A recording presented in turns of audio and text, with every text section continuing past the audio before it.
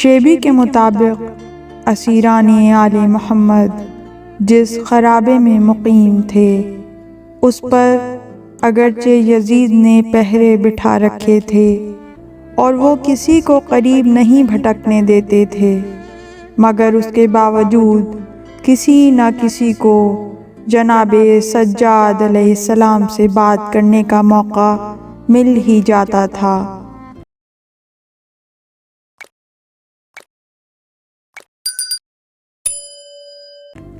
چونکہ یزید روز اول ہی سے بوکھلا گیا تھا اور اسی بوکھلاہٹ میں اس نے وقفے سے اپنے کئی افراد کو بھی موت کے گھاٹ اتار دیا تھا، اور کچھ غیر مسلم افراد دربار میں سرے مظلوم کی مظلومیت اور ان میں سے بعض خواب میں حقیقت حال سے مطلع ہو کر آتے اور یزید کو ملامت کرتے، یزید ان کے قتل کا حکم دے دیتا۔ پہلے اس نے ایک بوڑھے شامی کو قتل کیا، پھر اپنی ایک کنیز کو قتل کیا، اس کے بعد ایک رومی کو قتل کیا، رومی کے بعد عبد الوہاب کو قتل کیا، عبد الوہاب کے بعد جاثلیق کو کوڑے مروائے۔ یہ قتل ایک دن میں نہیں ہوئے بلکہ آل محمد کے شام میں آنے کے بعد اور رہائی سے پہلے مختلف اوقات میں ہوئے۔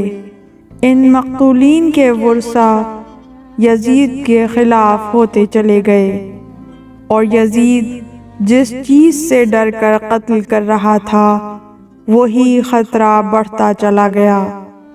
رفتہ رفتہ شامی عوام کچھ مقتولین کے ورثہ سے حالات سن کر، کچھ سید سجاد سے داستان مظلومیت سن کر، اور کچھ مدینے سے آنے والوں سے اطلاع پا کر، اور کچھ کوفے سے آنے والوں سے حالات معلوم کر کے یزید کے مخالف ہوتے چلے گئے۔ وقت گزرنے کے ساتھ ساتھ لوگوں میں چہمگوئیاں بڑھنے لگیں۔ ابتدا میں صرف دبی دبی آواز ابھری، آہستہ آہستہ بازار اور دکانوں میں بھی باتیں ہونے لگیں۔ یزید کو بھی ان حالات کی اطلاع مسلسل مل رہی تھی کہ قتل فرزند رسول کا پول جیسے جیسے کھل رہا ہے ویسے ویسے لوگوں میں نفرت بڑھ رہی ہے۔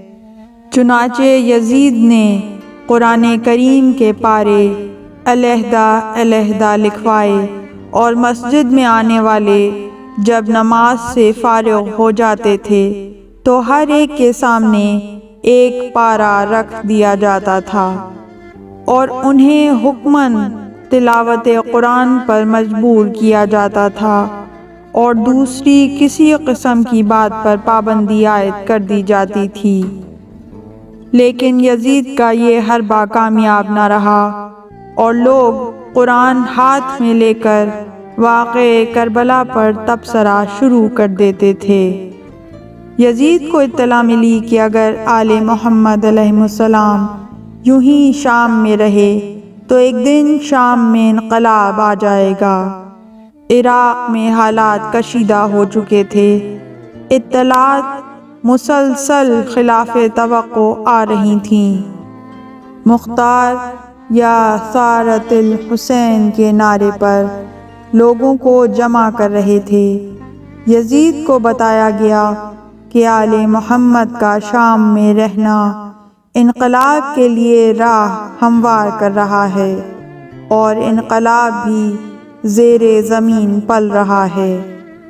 چنانچہ یزید نے ایک دن بعد از نماز خطبہ دیا اور اپنے سر سے قتل مظلوم کو ہٹانے کی خاطر دوران خطبہ کہا، میں اہل شام کے تمام تبصرے سن رہا ہوں۔ قتل حسین کا مجرم مجھے گردانا جا رہا ہے، حالانکہ میں نے نہ اسے قتل کیا ہے اور نہ قتل کا حکم دیا ہے۔ یزید نے حکم دیا کہ جو لوگ کربلا میں قتل حسین میں شریک تھے انہیں حاضر کیا جائے۔ جب یہ لوگ مسجد میں لائے گئے تو یزید نے شبث ابن ربعی سے کہا، کیا میں نے تجھے قتل حسین کا حکم دیا تھا یا تو نے خود قتل کیا ہے؟ شبث نے کہا، اللہ قاتل حسین پر لعنت کرے، نہ آپ نے حکم قتل دیا تھا اور نہ ہی میں نے قتل کیا ہے۔ یزید نے کہا، پھر کس نے قتل کیا ہے؟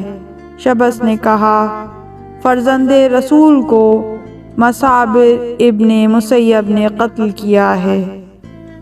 یزید نے مصعب سے کہا، کیا تو نے خود حسین کو قتل کیا ہے یا میں نے تجھے حکم دیا تھا؟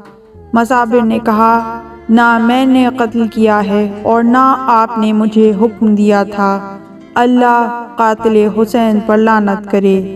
یزید نے کہا، پھر کس نے قتل کیا ہے؟ مصعب نے کہا، شمر نے قتل کیا ہے۔ یزید نے شمر سے کہا، کیا میں نے تجھے قتل کا حکم دیا تھا یا تو نے اپنی مرضی سے قتل کیا ہے؟ شمر نے کہا، اللہ قاتل حسین پر لعنت کرے، اسے نہ تو میں نے قتل کیا ہے اور نہ آپ نے حکم دیا تھا۔ یزید نے کہا، کس نے قتل کیا ہے؟ شمر نے کہا، سنان ابن انس نے۔ یزید نے سنان سے کہا، بھلا میں نے تجھے کہا تھا کہ حسین کو قتل کر دے یا تو نے خود کیا ہے؟ سنان نے کہا، اللہ قاتل حسین پر لعنت کرے، نہ میں نے اسے قتل کیا ہے اور نہ ہی آپ نے حکم دیا تھا۔ یزید نے کہا، پھر کس نے قتل کیا ہے؟ سنان نے کہا، خولی نے قتل کیا ہے۔ یزید نے خولی سے کہا، کیا میں نے تجھے کہا تھا حسین کو قتل کر دے یا تو نے خود کیا ہے؟ خولی نے کہا، نہ تو آپ نے کہا تھا اور نہ میں نے قتل کیا ہے، اللہ قاتل حسین پر لعنت کرے۔ یزید نے کہا، پھر کس نے قتل کیا ہے؟ خولی نے کہا، قیس ابن ربیع نے قتل کیا ہے۔ یزید نے قیس سے کہا، سچ سچ بتا، کیا تو نے خود قتل کیا ہے یا میں نے تجھے حکم دیا تھا؟ قیس نے کہا، اگر میں قاتل حسین بتا دوں تو مجھے امان ہوگی؟ یزید نے کہا، تجھے امان ہے، بتاؤ کس نے قتل کیا ہے؟ قیس نے کہا، وہی قاتل حسین ہے جس نے حسین سے جنگ کی خاطر یکے بعد دیگر شام سے لشکر بھیجے اور قتل حسین کی خاطر بیت المال سے بے دریغ روپیہ خرچ کیا۔ یزید نے کہا، وہ کون ہے؟ قیس نے کہا، وہ یزید ابن معاویہ ہے، اور دانت پیستا ہوا اندر چلا گیا۔ کافی دیر بعد باہر آیا، سید سجاد کو بلایا اور کہا، آج سے تم آزاد ہو، جہاں چاہو جا سکتے ہو، اور ہم سے کچھ چاہیے تو بیان کرو۔ سید سجاد نے وہی مانگا جو ان کا حق تھا اور جو ان کی ملکیت تھا جس کے وہ وارث تھے۔ سید سجاد نے اپنے بابا کا سر مانگا۔ پھر سید سجاد نے فرمایا کہ کربلا میں ہمارا جو سامان لوٹا گیا ہے وہ واپس کر دے۔ یزید نے کہا، اس کا معاوضہ جو چاہو لے لو۔ امام نے فرمایا، ظالم، تجھے کیا معلوم کہ ہمارے سامان میں ایسی چیزیں بھی ہیں جن کی قیمت پوری کائنات بھی نہیں ہو سکتی۔ یزید نے پوچھا، وہ کیا ہے؟ امام نے فرمایا، ایک فاطمہ بنت محمد رسول اللہ کا چرخہ ہے، دوسرا بنت رسول کا مقنع ہے، تیسرا جناب خدیجۃ الکبریٰ کا وہ ہار ہے جو آپ نے اپنی بیٹی بطول کے لیے رسول اللہ کو دیا تھا، اور چوتھا مظلوم کربلا کی قمیض ہے۔ یزید نے مطلوبہ سامان واپس کر دیا اور اس کے بعد آل محمد کے مطالبے کے مطابق ایک گھر عزاداری سید الشہداء کے لیے آل محمد کے لیے خالی کر دیا، جہاں سب سے پہلے مجلس حسین منعقد کی گئی اور کئی روز تک آل محمد علیہ السلام عزاداری سید الشہداء میں مجلس و ماتم بپا کرتے رہے، اور اس کے بعد بشیر کے ساتھ شام سے سفر اختیار کیا اور شہداء کے سروں کو لے کر کربلا کی جانب روانہ ہو گئے۔ اللہم صلی علی محمد وآل محمد۔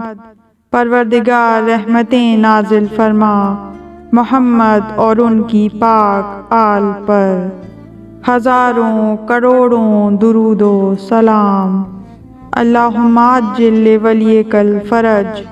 پروردگار قائم آل محمد کو، منتقم کربلا کو اذن ظہور عطا فرما، اور ہمیں ہماری زندگیوں میں اپنے وقت کے امام کو کربلا کا انتقام لیتے ہوئے دیکھنے کی سعادت نصیب فرما، اور اگر موت ہمارے اور ہمارے وقت کے امام کے درمیان حائل ہو جائے تو وقت ظہور ہمیں ہماری قبروں سے نکال کر ہمارے امام سے متصل فرما دینا۔